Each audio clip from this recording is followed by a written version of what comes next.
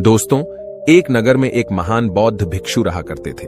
वह बहुत ज्ञानी थे और बहुत ही शांत स्वभाव के थे और उनकी यह बात ही उनकी विशेषता भी थी।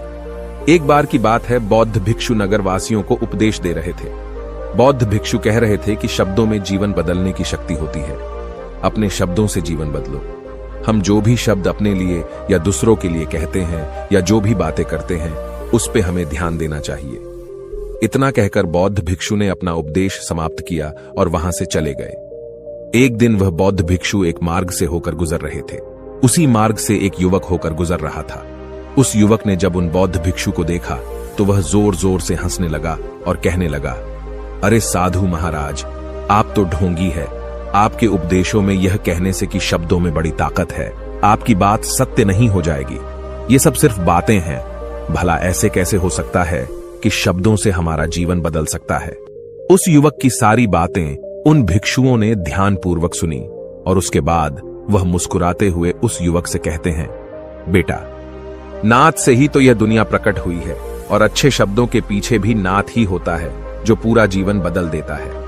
वह बौद्ध भिक्षु उस युवक से कहते हैं, देखो, मैं तुम्हें अपने अनुभव से बता रहा हूं, लेकिन फिर भी तुम्हें यकीन न हो तो तुम इसे खुद आजमा कर देख सकते हो। उन बौद्ध भिक्षु की यह बात सुनकर युवक थोड़ा सा गंभीर हो गया। उसने काफी देर सोच विचार किया और उसके बाद उन बौद्ध भिक्षु से कहता है, हे गुरुवर, अगर ऐसी बात है तो आप मेरे साथ चलिए। मेरा छोटा भाई है जिसकी उम्र करीब 25 वर्ष है और उसे न जाने क्या हुआ है। वह करीब 3 वर्षों से कुछ भी नहीं करता, बस लेटा रहता है। दिन भर वो कुछ न कुछ सोचता रहता है। उसकी यह हालत देखकर हम सब बहुत परेशान हैं। माता पिता भी बहुत चिंतित रहते हैं। हम सब ने कई तरीके अपनाए, कई योजनाएं अपनाई, लेकिन कुछ भी काम नहीं आया। हमने कई बार उससे बात करने तक की कोशिश की, लेकिन वह हमसे कुछ भी नहीं कहता। परिवार का हर एक सदस्य पूरी तरह से थक चुका है, हार चुका है। आखिर वह क्या करना चाहता है, किसी को कुछ नहीं पता। तो हमारे शब्दों से उसका जीवन क्यों नहीं बदला?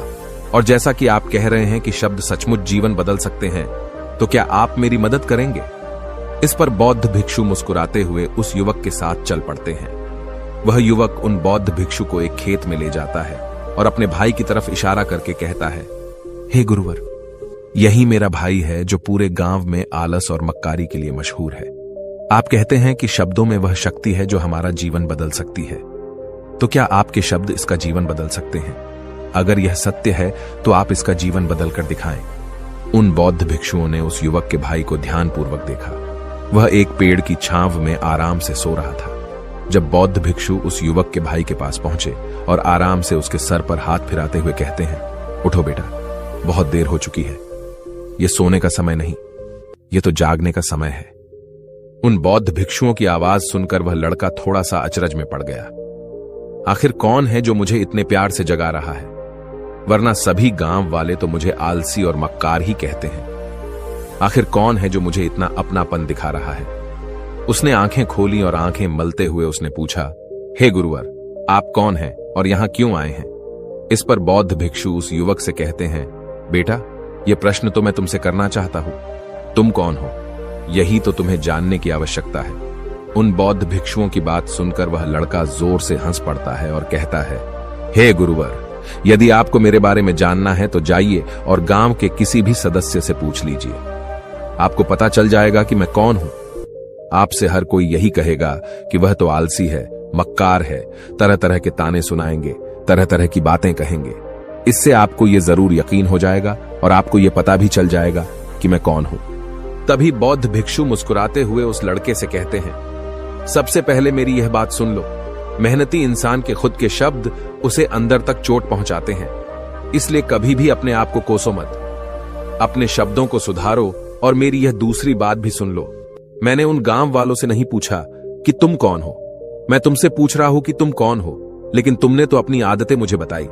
आलस तुम्हारी पहचान नहीं, तुम्हारी आदत हो सकती है, और इंसान नहीं, उनकी आदतें खराब होती हैं। इसलिए बेटा, तुम आलसी और मक्कार नहीं हो, यह तो तुम्हारी आदत है। बस इतनी सी बात है जो गांव वाले नहीं समझ सकते। ये सारी बातें सुनकर वो लड़का थोड़ा सा आश्चर्यचकित रह गया, क्योंकि गांव वाले हमेशा उसे मक्कार, आलसी और तरह तरह के ताने ही सुनाया करते थे। उन बौद्ध भिक्षुओं की यह बात सुनकर उस लड़के की आंखों में आंसू आ गए। वह तुरंत ही दोनों हाथ जोड़कर उन बौद्ध भिक्षु के चरणों में गिर पड़ा और उनसे कहने लगा, आप सत्य कहते हैं, यह मेरी आदत ही है और मैं इस आदत से बहुत परेशान हूं। मैंने बहुत कोशिशें भी की, लाख उपाय किए, लेकिन मैं अपनी इस आदत से छुटकारा ना पा सका। इन आदतों से बाहर आना बहुत कठिन है। मैंने कई बार आलस छोड़ने का प्रयास तक किया, पूरी कोशिश भी की, लेकिन कोई लाभ नहीं हुआ। मैं जब भी कोई कार्य करने की कोशिश करता हूं तो पता नहीं क्यों मेरा मन कहीं और भागने लगता है। मेरा दिमाग किसी और दिशा में काम करने लगता है और मैं उस काम पर ध्यान ही नहीं दे पाता। मैं क्या करूं, कैसे करूं, मुझे कुछ भी समझ नहीं आता। जब भी मैं किताबें पढ़ने की कोशिश करता हूं तो मुझे नींद आने लगती है। मन में एक अजीब सा दर्द महसूस होता है। ऐसा लगता है कि मेरा जीवन यूं ही व्यर्थ जा रहा है और जब मैं इस दर्द को बर्दाश्त नहीं कर पाता तो मैं सो जाता हूं, ताकि जब मैं उठूं तो मुझे दर्द न महसूस हो। और अब तो मुझे यह भी यकीन हो चुका है कि मैं इन आदतों से नहीं निकल सकता। ये आदतें मुझे नहीं छोड़ने वाली। इस पर बौद्ध भिक्षु उस लड़के से कहते हैं, बेटा, यदि तुम इस आलस की आदत को छोड़ना चाहते हो तो मैं तुम्हें एक सही उपाय बता सकता हूं, लेकिन उसके लिए तुम्हें कल सुबह मुझे मिलना होगा, तभी वह तरीका मैं तुम्हें बताऊंगा। यदि तुम उस तरीके को सीखना चाहते हो तो कल सुबह मेरे पास चले आना। इतना कहकर बौद्ध भिक्षु वहां से चले गए, लेकिन उन बौद्ध भिक्षु की सारी बातें उस लड़के के कानों में गूंज रही थीं। वह यह समझ नहीं पा रहा था कि आखिर वह बौद्ध भिक्षु उसे कौन सा मार्ग दिखाने वाले हैं। वह ऐसा कौन सा उपाय बता देंगे जिससे उसके जीवन से आलस्य हमेशा हमेशा के लिए खत्म हो जाएगा। देखते ही देखते रात हो गई। रात भर वह अपने बिस्तर पर करवट लेता रहा और उन बौद्ध भिक्षु की बातों के बारे में सोचता रहा। इसी प्रकार देखते ही देखते सुबह हो गई और वह लड़का उन बौद्ध भिक्षुओं के पास जा पहुंचा। वह लड़का उन बौद्ध भिक्षु को प्रणाम करता है और कहता है, गुरुवर, जैसा कि आपने कहा था, लीजिए मैं आ गया। अब मुझे वह मार्ग बता दीजिए जिसे मैं अपने जीवन से इस आलस्य को निकाल सकता हूं। तभी बौद्ध भिक्षु उस लड़के से कहते हैं, बेटा, जब भी तुम्हारा मन दुविधा में हो, तुम निर्णय न ले पा रहे हो और तुम्हारे मन में तरह तरह के प्रश्न उठ रहे हो कि मैं क्या करूं, कैसे करूं, इस कार्य को पूर्ण कैसे करूं, यह सब कैसे होगा, तब तुम वास्तविकता में अपने अतीत से सोच रहे हो कि पिछली बार तुम्हारे ऐसा करने पर क्या हुआ, या अतीत में तुमसे लोगों ने क्या कहा था। तो आज से कभी भी अपने अतीत से नहीं, बल्कि भविष्य से सोचो। इस पर लड़का कहता है, भविष्य से? वह भला कैसे? तभी बौद्ध भिक्षु उस लड़के से कहते हैं, मान लो कि तुम्हें आज किसी भी चीज की कमी नहीं है। तुम्हारे पास वो हर चीज है जो तुम चाहते हो, वह सारी सुख सुविधाएं हैं। तो अब बताओ, तुम अपना जीवन कैसे व्यतीत करना चाहोगी? उन बौद्ध भिक्षु की यह बात सुनकर वह लड़का कुछ देर के लिए सोच में पड़ गया, क्योंकि आज तक उसने सभी गांव वालों के केवल ताने ही सुने थे। किसी ने भी आज तक उसके जीवन के बारे में उससे ऐसी बात नहीं की थी और वह गुरुवर उसे आने वाले भविष्य के बारे में उससे बातें कर रहे थे। उन बौद्ध भिक्षु की यह बात सुनकर वह लड़का खुद से प्रश्न करने लग गया कि अगर मेरे पास सब कुछ होगा, धन की कोई कमी नहीं होगी और सारी सुख सुविधाएं होंगी, तो मैं अपना जीवन कैसे व्यतीत करूंगा?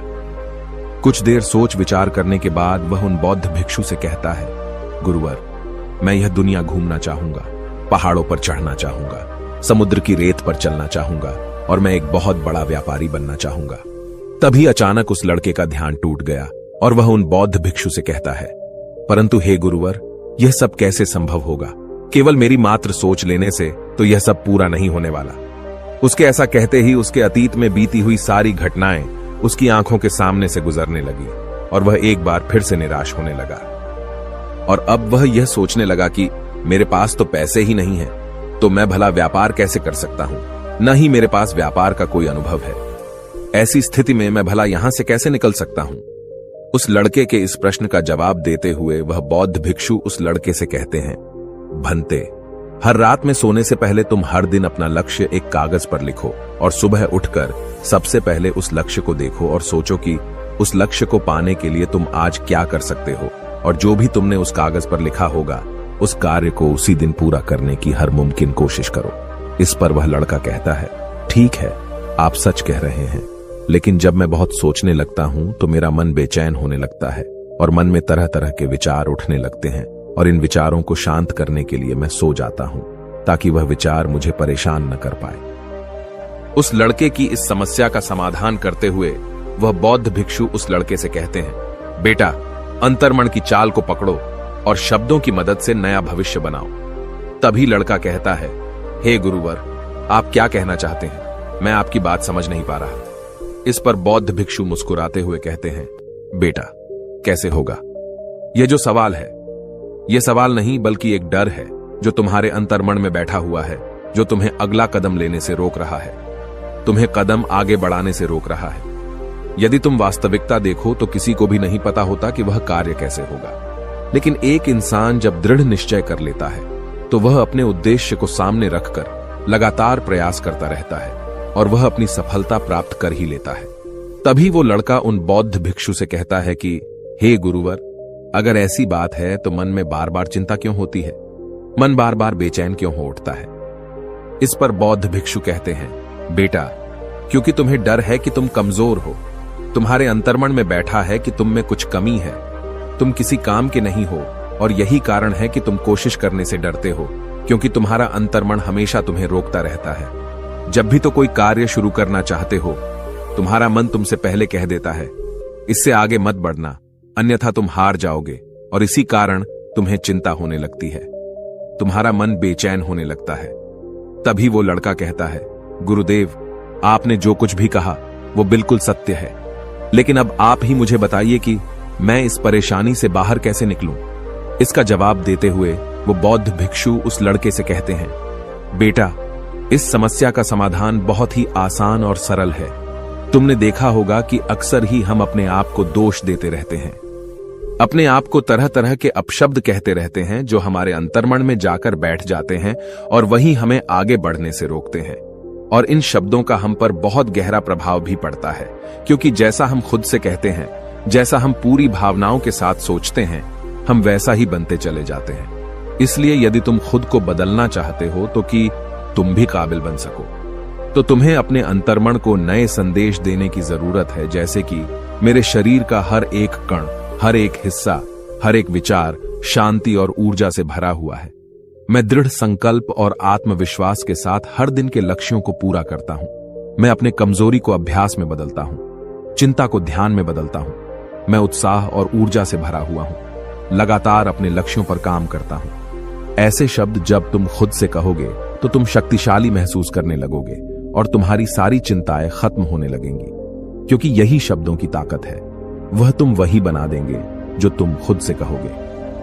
तुम जितनी भावना के साथ यह वाक्य बोलते हो, उसे महसूस करते हो, उतनी ही भावनाओं से यह शब्द तुम पर असर करना शुरू कर देंगे। धीरे धीरे यह शब्द तुम्हारे मन और व्यक्तित्व की सोच का हिस्सा बन जाएंगे। लेकिन मेरी एक बात याद रखना कि तुम्हारा अंतर्मन इतनी आसानी से हार नहीं मानने वाला।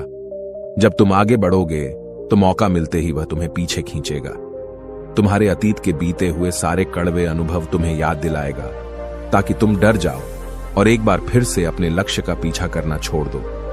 लेकिन तुम्हें इसकी चिंता नहीं करनी है। उन सकारात्मक शब्दों के कारण तुम्हारा मन सकारात्मक विचारों को स्वीकार करने लगेगा। आगे वह बौद्ध भिक्षु उस लड़के को चेतावनी देते हुए कहते हैं, मेरी एक बात और याद रखना कि तुम्हारा ध्यान आलस्य पर नहीं होना चाहिए, अर्थात तुम्हें कभी आलस नहीं मिटाना, बल्कि तुम्हें एक नए भविष्य का निर्माण करना है, एक नए व्यक्तित्व का निर्माण करना है। तुम्हारा पूरा ध्यान केवल इस पर ही होना चाहिए। उन बौद्ध भिक्षुओं की बात सुनकर लड़का कहता है, ठीक है गुरुवर, आप जैसा कहते हैं मैं वैसा ही करूंगा। तभी वह बौद्ध भिक्षु उस लड़के से कहते हैं, बेटा, अभी तो मैं इस गांव से जा रहा हूं, लेकिन कुछ सालों के बाद मैं वापस आऊंगा। इतना कहकर बौद्ध भिक्षु वहां से चले गए और वह लड़का अपने घर लौट गया। लेकिन अब उस लड़के के मन में तरह तरह के विचार चल रहे थे। वह लड़का यह सोच रहा था कि अगर मैं अपनी मनपसंद जिंदगी जीने लगूंगा, अगर मैं दुनिया घूमने लगा, नए लोगों से मिलने लगा और अपनी पसंद का काम करने लगा, तो मेरी जिंदगी कैसी होगी। उस बात को ध्यान करके उसने एक कागज पर अपना लक्ष्य लिखा और लिखकर सो गया। अगली सुबह जब उसकी आंखें खुली तो उसने उस पेपर पर लिखा हुआ लक्ष्य एक बार दोहराया। उसके बाद वह कुछ देर के लिए शांत हो गया। तभी उसे उन बौद्ध भिक्षु की बात याद आई कि तुम अपने लक्ष्य के लिए आज क्या कर सकते हो। उसने खुद से सवाल किया कि मैं आज अपने इस लक्ष्य को प्राप्त करने के लिए क्या कर सकता हूं। तभी उसे एक बार फिर से उस पेपर की तरफ ध्यान दिया। उस पेपर पर लिखा था कि मैं बाजार जाता हूँ और लोग व्यापार करने की कौन सी चीजें, कौन से सामान लेकर आते हैं। मैं उन चीजों को देखता, उन चीजों को पता करता। वो पढ़ने के बाद तुरंत ही बाजार चला गया। वह अलग अलग दुकानों पर बैठा उन्हें देखा, लेकिन उसे कुछ समझ नहीं आ रहा था, क्योंकि लोग अलग अलग व्यापार कर रहे थे, अलग अलग तरह की चीजें और सामान ले रहे थे, और किसी ने उसकी कोई मदद नहीं की। वह बहुत उदास हो गया और निराश होकर वापस घर लौट आया। तभी उस लड़के को उन बौद्ध भिक्षु की एक और बात याद आई। शब्दों में बहुत ताकत है और शब्द हमारा जीवन बदल सकते हैं। उसे वह सकारात्मक विचार याद आए। वह उन्हें सुबह शाम दोहराने लगा और अब से वह हर दिन ऐसा ही करता। देखते ही देखते 1 महीना बीत चुका था, लेकिन अब तक उसके जीवन में कोई बदलाव नहीं आया था। अब वह लड़का यह सोचकर निराश होने लगा था कि उसके जीवन में तो कुछ भी परिवर्तन नहीं हो रहा। लेकिन 1 महीने के बाद उसे महसूस हो रहा था कि वह पहले से अच्छा महसूस कर रहा है। उसका दिमाग अब अच्छी तरह से सोच पा रहा है। वह पहले से ज्यादा चलने फिरने लगा है। धीरे धीरे उसे समझ में आने लगा कि जो लोग आगे बढ़ते हैं, महान काम करते हैं, उनकी सोच में कितना अंतर होता है। वे लोग हमेशा शक्तिशाली विचार सोचते हैं। दूसरों की छोटी सोच और डर से वह कभी प्रभावित नहीं होते। जब भी उनके सामने कोई मुश्किल आन पड़ती है तो वह घबराते नहीं, बल्कि उस समस्या का समाधान निकालते हैं। इस समस्या के समाधान पर ध्यान केंद्रित करते हैं और न ही वह कभी किसी का इंतजार करते हैं। वह केवल खुद पर विश्वास करते हैं और तुरंत ही कदम आगे बढ़ाते। जब उस लड़के को ये सारी बातें समझ में आने लगीं, तो उसने भी धीरे धीरे अपने कदम आगे बढ़ाने शुरू किए। उसने बिल्कुल वैसा ही व्यवहार करना शुरू किया। अब से वो कभी खाली नहीं बैठता था। जब भी उसका मन करता, वो बाजार जाता और लोगों के बारे में जानता समझता कि वो किस प्रकार व्यापार कर रहे, कौन से चीजें खरीद रहे हैं और किन चीजों पर उन्हें लाभ हो रहा है। और जब उसका मन करता तो अपने पिता की मदद भी करता था। वो अपने पिता के साथ मंडी में जाता, वहां पर जाकर मोल भाव करता। ते हमेशा कुछ न कुछ सीखने में ही जुटा रहता है। तभी एक दिन गांव में एक मसाले का व्यापारी आया। उसे कुछ पढ़े लिखे नौजवानों की जरूरत थी, जो माल की गिनती कर सके और हिसाब रखने का काम कर सके। वह लड़का अपने लक्ष्य को जानता था कि उसे क्या पाना है। उसे समझ में आ गया था कि इस काम से उसे बहुत कुछ सीखने को मिलेगा। बेहिचक उस सेठ के पास पहुंच गया। वह जानता था कि उसे उस काम के बहुत कम पैसे मिलेंगे, लेकिन फिर भी वह उस काम को करने के लिए तैयार था। अब उस लड़के की सोच पूरी तरह से बदल चुकी थी। अब वह बाकी लोगों की तरह नहीं सोचता था। बहुत ईमानदार और समझदारी से काम करता था। देखते ही देखते करीब 3 महीने बीत गए और अब व्यापारी यह समझ चुका था कि नौजवान बहुत ही समझदार है और वह उसे व्यापार में बहुत मदद करता है। इसलिए उस मसाले के व्यापारी ने उस लड़के को अपना सहायक बना लिया। उस व्यापारी ने देखा कि इस लड़के की दिनचर्या सबसे अलग है। यह हर दिन पढ़ता है, लिखता है, सुबह उठकर ध्यान करता है, नई चीजें सीखता है। परेशानी आई तो भी विचलित नहीं होता। ये सबसे सम्मान से बात करता है, सबका आदर करता है। देखते ही देखते 1 साल बीत चुके थे और अब तो व्यापारी उस नौजवान से बहुत खुश था। उसने धीरे धीरे उस नौजवान को व्यापार के सारे गुण सिखा दिए और देखते ही देखते वह लड़का अब एक छोटा सा व्यापारी बन चुका था। और जब उस लड़के के अंदर व्यापार की समझ आ गई तो उसने जड़ी बूटियों का व्यापार शुरू कर दिया और देखते ही देखते केवल कुछ ही वर्षों में उस नगर का सबसे बड़ा व्यापारी बन गया। लोग उसे सबसे बड़े व्यापारी के नाम से जानने लगे। उसकी नाम दूर दूर तक फैलने लगा। करीब 5 वर्षों बाद जब वह वापस अपने घर लौटा तो लोग बहुत हैरान थे। उसे देखकर लोग बहुत अचंभित थे।